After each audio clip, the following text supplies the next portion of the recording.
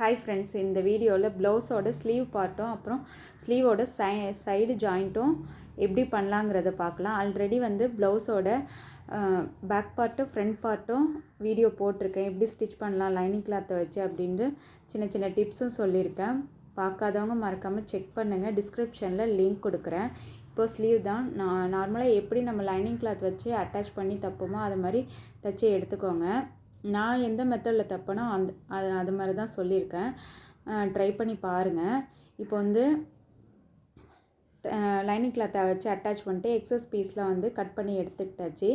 எடுத்த பிறகு நம்ம ஃப்ரண்ட் சைடு ஸ்லீவில் நம்ம ஒரு 1/4 அரை இன்ச்சுக்கு குடஞ்சி எடுப்போம் இல்லையா, அது மாதிரி கட் பண்ணி எடுத்துக்கோங்க. நான் எப்பொழுதுமே லைனிங் கிளாத்தை தைச்ச பிறகு தான் கட் பண்ணி எடுத்துப்பேன். நம்ம கட் பண்ணி எடுத்துக்கிற இடத்த ஃப்ரண்ட்டுன்னு மார்க் பண்ணிக்கோங்க. அப்போ தான் ஸ்லீவ் மாறாமல் இருக்கும். இப்போ எல்லாமே தைச்சி முடித்தாச்சு. தைச்ச பிறகு இப்போ ஷோல்டரை நீங்கள் அரை இன்ச்சு எந்த அளவுக்கு நீங்கள் ஸ்டிச் பண்ணோன்னு மார்க் பண்ணியிருக்கீங்களோ அந்த அளவுக்கு எடுத்துக்கோங்க. நான் அரை இன்ச்சு விட்டுருந்தேன். அரை இன்ச்சு ஷோல்டரை ஜாயின் பண்ணிக்கிறேன். ஏன்னா ஸ்லீவ் நம்ம மார்க் பண்ணி கட் பண்ணுறது அப்படி தான் மார்க் பண்ணியிருப்போம். இப்போ ஃப்ரண்ட்டையும் பேக்கையும் ஷோல்டர் அட்டாச் பண்ண பிறகு அப் அண்ட் டவுன் இருக்கான்னு செக் பண்ணிங்க. அப்படி இருந்ததுன்னா 1/4 இன்ச்சு வரைக்கும் உள்ள கிளாத்தை நம்ம எந்த சைடு ஃப்ரண்ட்லேயும் பேக்லேயும் இருந்ததுன்னா கட் பண்ணி எடுத்துக்கலாம். அடுத்தது ஸ்லீவ் அட்டாச் பண்ணும் போது ஷோல்டரையும் ஸ்லீவோட மிட் பாயிண்ட்லேருந்து இந்த ஃப்ரண்ட் சைடு பேக் சைடு தனித்தனியாக ஸ்டிச் பண்ணிங்கன்னா உங்களுக்கு ஏற்ற இறக்கம் வராது, ஈவனாக இருக்கும் ஸ்லீவு. பிகினர்ஸாக உள்ளவங்க இந்த டிப்ஸை ஃபாலோ பண்ணி பாருங்கள், ஈஸியாக இருக்கும். அடுத்தது இப்போது ப்ளவுஸோட சைடு தான் ஜாயின் பண்ணி எடுக்க போகிறோம். இது 28 இருந்தது வெஸ்ட் சைஸு. 28னா டிவைடட் பை 4ங்கும் போது 7 வந்தது.